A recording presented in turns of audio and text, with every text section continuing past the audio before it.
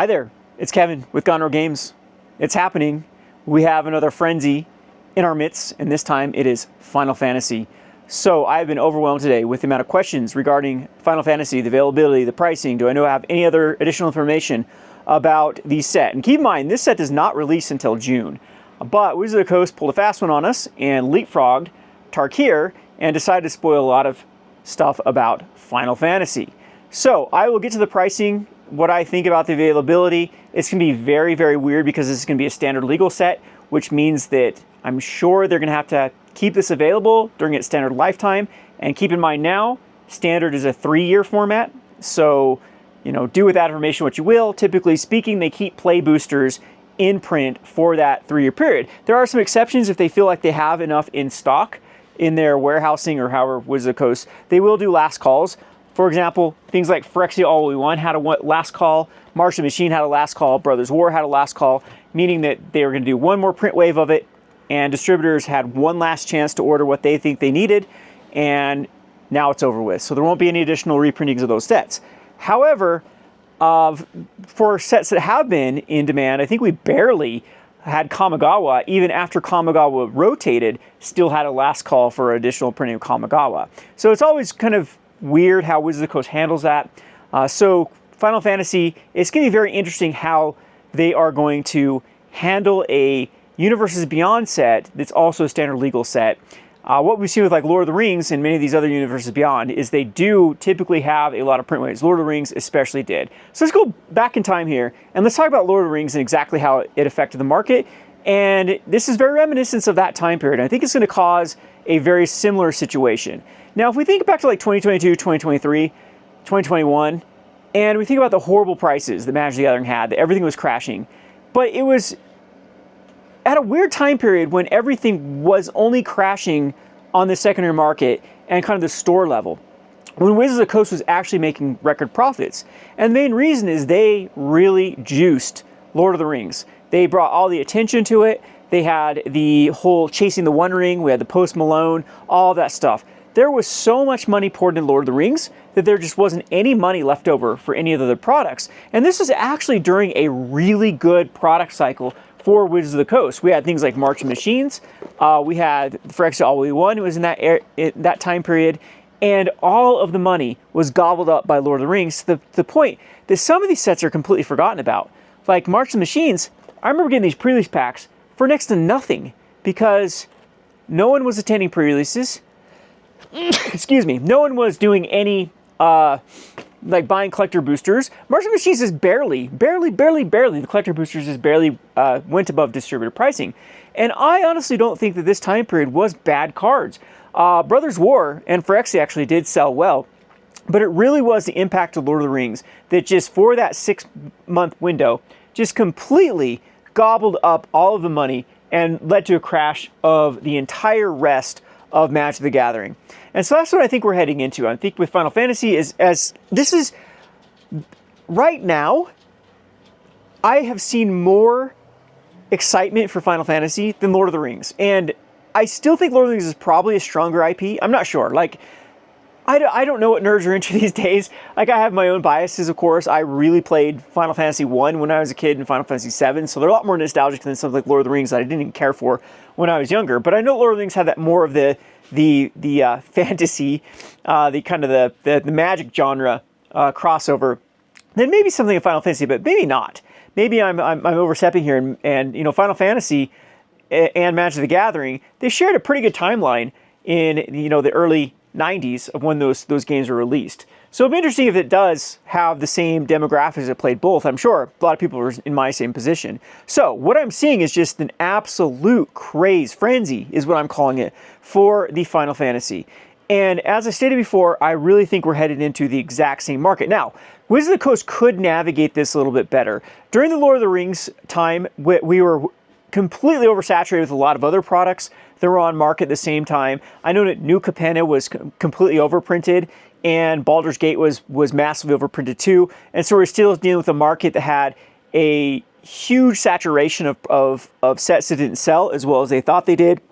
This was the height of the Magic the Gathering printing, and it was a reaction, an overreaction to the COVID era when everything went out of stock. So we're actually back in almost this exact same Magic, not yet, but Pokemon absolutely. This is almost a identical repeat of what we were going through during the COVID era. I mean, of course everything's different. Like COVID is never going to be replicated. You had people bored at home. You had all of the free money coming in. You had people taking out these fraudulent loans. A lot of stores took advantage of the fraudulent loans from the PPP loans and all these other grants that they got, or just basically free money from the government they never had to pay back. And it led to a massive amount of money going into things like crypto and things like TCGs.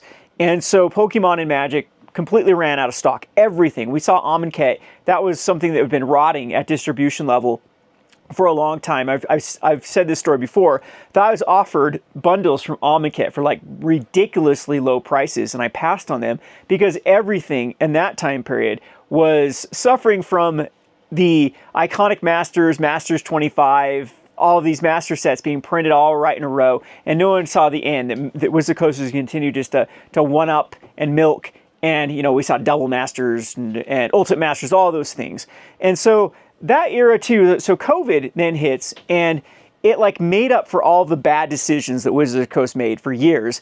And warehouses were emptied of all Magic the Gathering product. As I stated, the main reason I think was board and free money. So this market is different. We can't do a one-on-one comparison, but there is a lot of money being spent on TCGs again, to the point that now Pokemon is where we're at with COVID. At distribution level, there is absolutely zero amounts of Pokemon products, and all 5 of the distributors have access to look at their inventory. Not one of them has a product that has a booster pack in it. So the only thing you can get in Pokemon in any distributor is things like the battle decks or the classic collection, but nothing has booster packs. That is how crazy the Pokemon market goes. And it's not just Pokemon. I've noticed a lot of things from Magic. Yeah, if we go back to what I was talking about with Martian Machines collectors boosters just barely hit above distribution price. It is that time period of Commander, Masters, Lord of the Rings that didn't allow these products to age well. But we've seen in the past few months that all of these products have now gone above distribution price, but not only that, a lot of them actually completely evaporated from distribution level. So I believe I can still order Martian Machines for like 1 or 2 distributors at a little bit higher price. Brothers War is gone though. Phyrexian All Be One was gone for a long time. And many of these other sets that have been at the distribution level for a long time are starting to be a lot more scarce or have completely gone out of stock. But mind you, Lord of the Rings is still in very healthy supply. So that is how I think I'm going to handle this. So first of all, of course, if you want Final Fantasy out the gates, there probably is going to be a limitation on collector's boosters. Collector's boosters have been now verified that they do have serialized cards. Apparently there was a Best Buy ad that had already spoiled that before Wizards of the Coast, or Wizards of the Coast spoiled that themselves, that they will have serialized cards in them.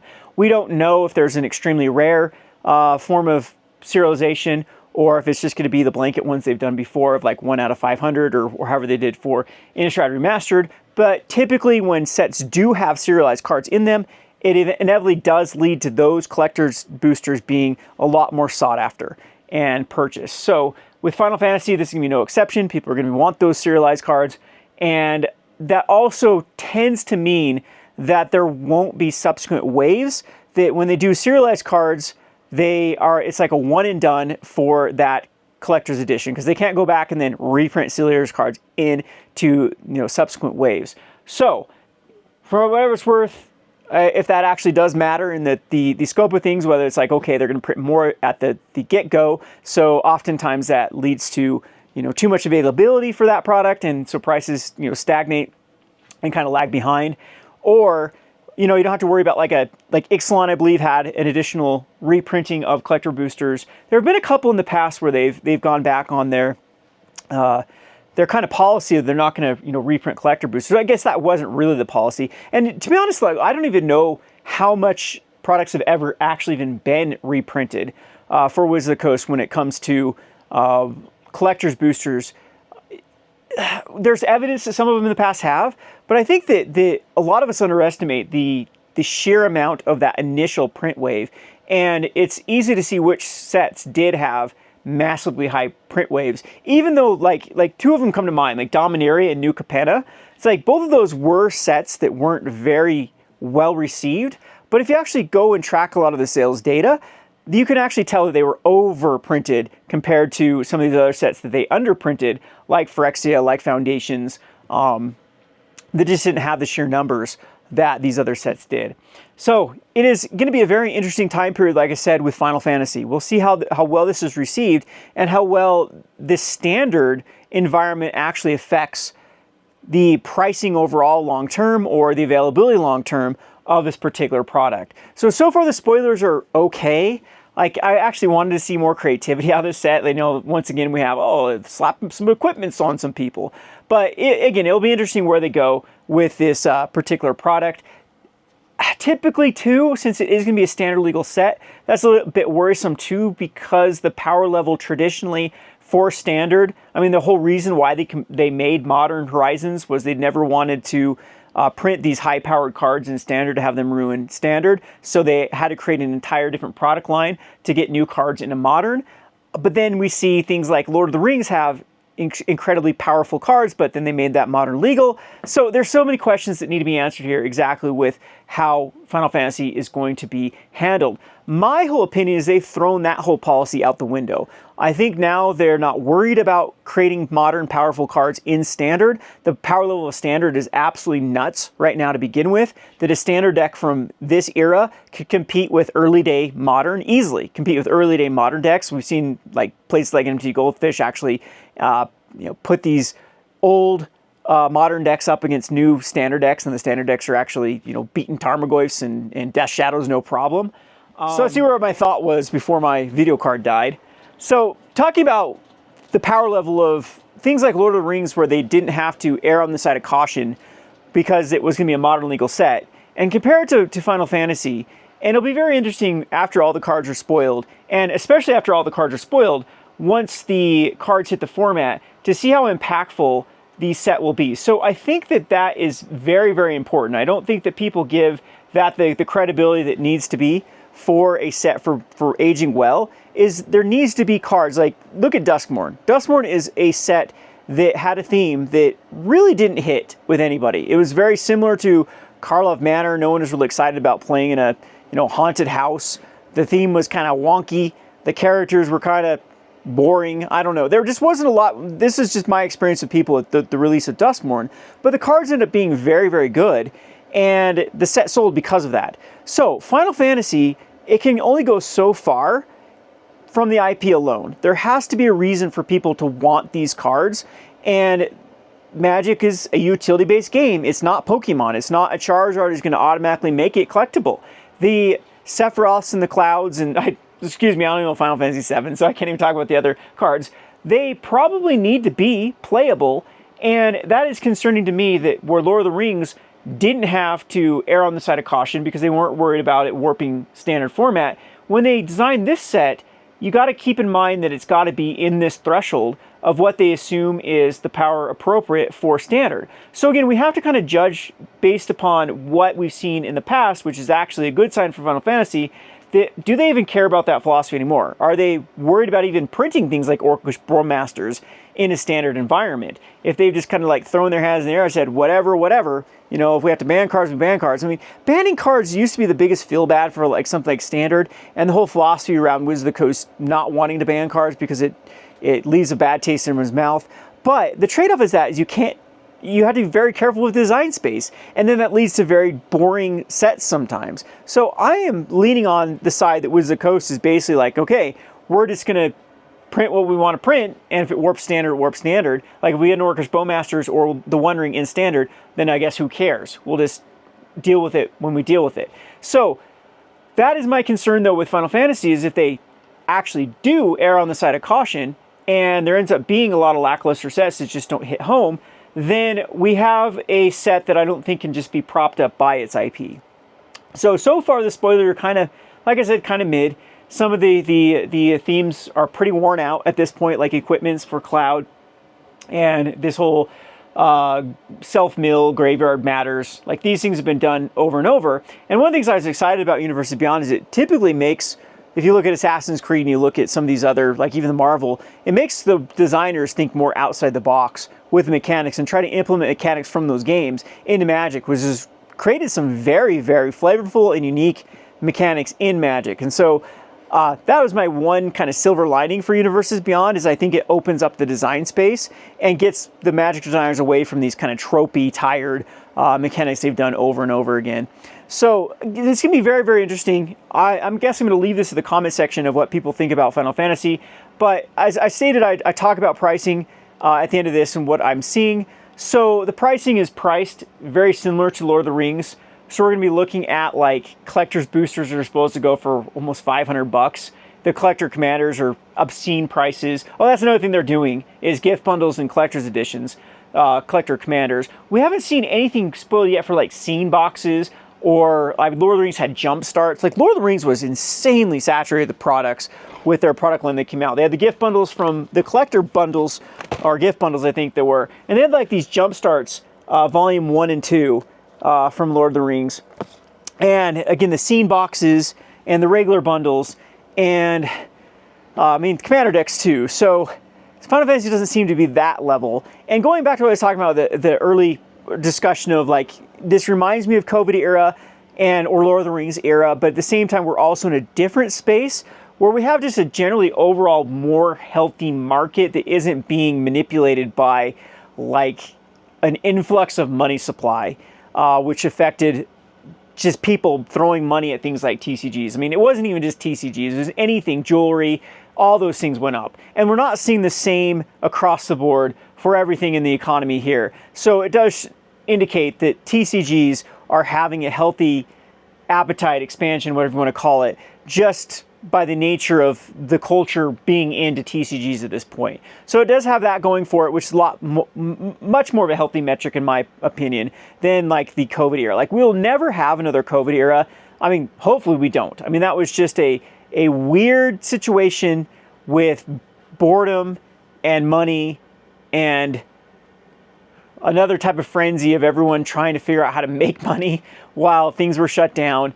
And this market, though, does feel a lot more cleaner, a lot more healthy with the people. I mean, there's a lot of frenzy, don't get me wrong. Pokemon is just an absolute mess. And we won't even talk about Flesh and Blood in this video, because I need to do a follow-up video for Flesh and Blood. Because I'm sure people are looking at some of my older videos and be like, Kevin, look, Flesh and Blood's already aging well.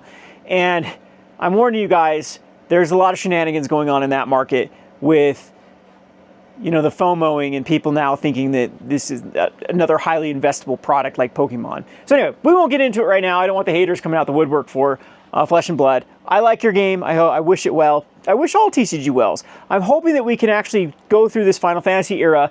And of course, we'd like to see sales like Lord of the Rings. But what I don't want to see is that entire climate behind Lord of the Rings, where it just, all of the money that could have gone into relieving a market that was so oversaturated with products from the New Capenna Baldur's Gate era that it just led to another set that probably didn't need to be printed at that time, eating up all of that money that would have gone towards, you know, stripping a lot of the supply that needed to be stripped away. And Wizard Coast continues to get lucky, because I think this hot market and they did do some good things at the end of 2024 with slowing things down. Apparently there was like a Pioneer Masters in the that they were going to try to release, and they scrapped it. There were a few things that they scrapped and said, okay, the market can't handle these additional sets, and we have scaled back.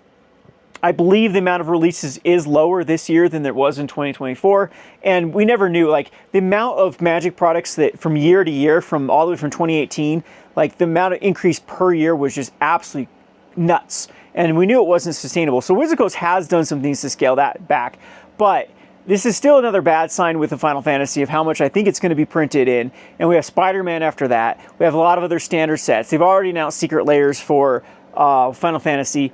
And so I'm hoping we don't go into that sort of market again, where the oversaturation takes over and we go into this really stubborn bear where there's just too many products like Infinity and Baldur's Gate and Commander Masters and New Capennas and like all of them, that it's just overwhelms the market to where it isn't a healthy market where, you know, stores can make money, where players can feel good about their purchases before, you know, things crashing the next week.